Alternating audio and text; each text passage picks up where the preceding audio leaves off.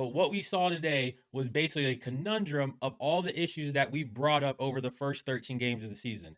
The only difference is today they met a team who was willing to punch first. UNC suffers their first ACC defeat, dropping them to 1-1 in the conference. It's now 2 losses on the year, both by double digits. And I think the main thing to think about tonight, honestly, is how SMU was able to completely stifle Caleb Wilson, specifically in the second half. 3 points really only in the second half. He did score a dunk late in the game where it was basically already over to get himself up to 5 in the second half. But what I think you saw is two very distinct defensive strategies, one by Andy Enfield and one by Hubert Davis. UNC's plan to stop Boopy Miller was to just throw Seth Trimble at him and let him go. It wasn't until very late that they finally somewhat started bringing a double, but even the double team that they brought was extremely haphazard. It wasn't really all that effective. And all it did was then put everybody else in a situation of a 4-on-3, and SMU got open three after open three after open three. And Carolina fans, we do not want to hear that SMU shot really well from the 3-point line. They did. Part of that is because they got wide open looks. This is high-level college basketball players. They are able to hit open threes if you leave them without a hand in their face and zero closeout, which we saw multiple times on some of their threes through the night. But back to the defensive strategy. When you look at what Andy Enfield and SMU did against Caleb Wilson, it was NBA principles. Enfield has a history coaching in the NBA. He has connections to Florida State. Programs like his time at USC produced a lot of NBA talent. And what you saw on that is a changing of the defensive principles throughout the game, which completely threw Caleb Wilson off. What they'll do is, instead of just saying we're going to double team the whole game or just saying we're going to put our best defender on them, everybody else stick to their man 4-on-4. What they do is they might say the first 4 minutes of the game, we're going to bring a double from the worst shooter. It is your responsibility to help on Caleb Wilson.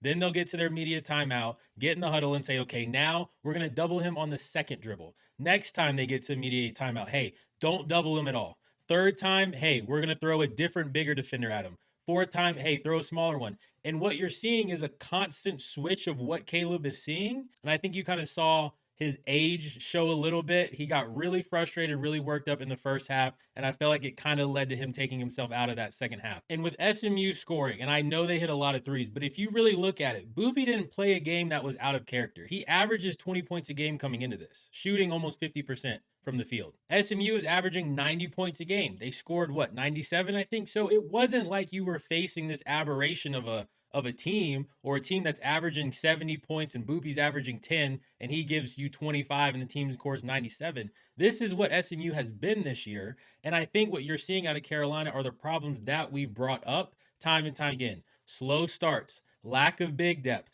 And when you get Henry and Caleb frustrated, or clearly they were fatigued, and I can't even blame them for that because there is no rotation. Stevenson should probably be in the starting lineup. You can't do it because you have to have some sort of break for Henry and Caleb. Luka, I don't want to bash Luka because I understand his situation as a person is extremely difficult.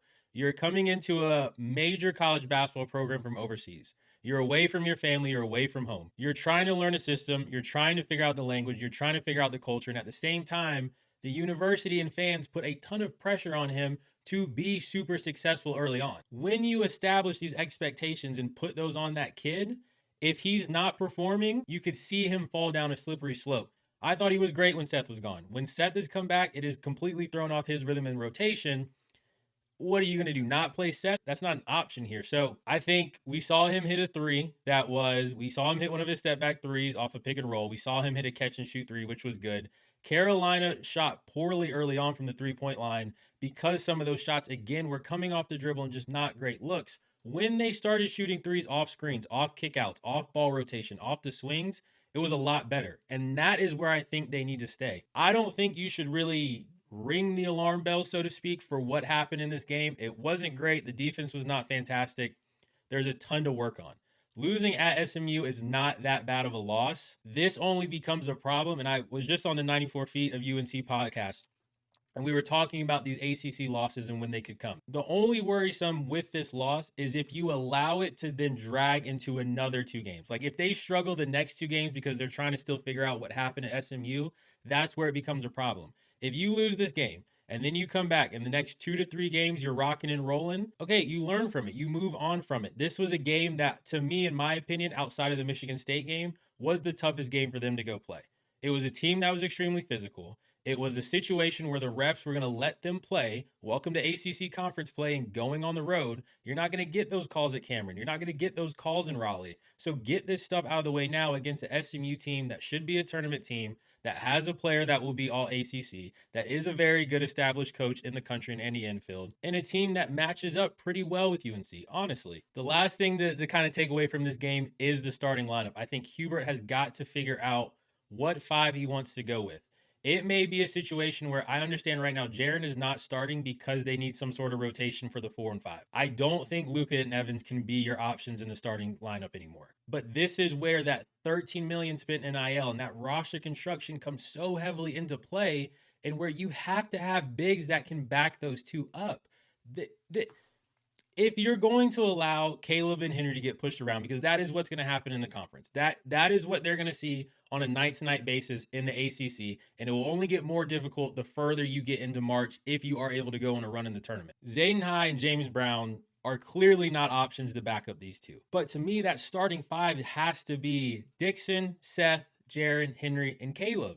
Outside of that, I think Powell is probably your first guy in off the bench. And then you are going to have to find some creative way to rotate Luka, Jaren, Henry, and Caleb. The four of them have to be on a rotation. I'm not saying completely take Evans out of the lineup and playing him, but I just don't think he's a starting point guard for this. Dixon is a freshman. He's going to have his bumps and bruises, but I would rather start working through that now. In all honesty, I would have rather worked through that in non-conference play, but work through that now while it's still early before you get to that last. If you look at UNC's last 10 games of the conference, is extremely difficult. These first 7 are where they need to figure out their identity, their toughness, their lineups, and all that stuff. You are running out of games to figure this out.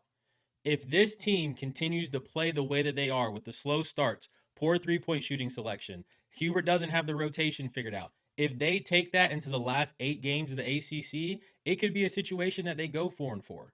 And if they lose 5 or 6 games in the ACC this year, it is going to put them in a really tough spot in March, and not necessarily being on the bubble. I don't think it gets that bad, but you're not going to be a 5 or 4 seed if you lose 5 games in the ACC this year. There's no way it's happening.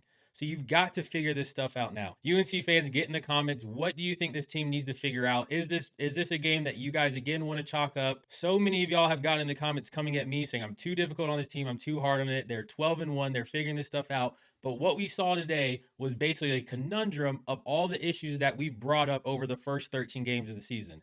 The only difference is today they met a team who was willing to punch first and punch harder, wanted the game more, and completely took them out of it. 2 losses by double digit at this point is really, really difficult to defend, but I'd love to hear how we as a fan base decide to do that going forward from this point on, all right? So remember, like the video, get in the comments, hit share, hit subscribe to enter your name in the portal, and we'll see you guys on the next one. Thanks.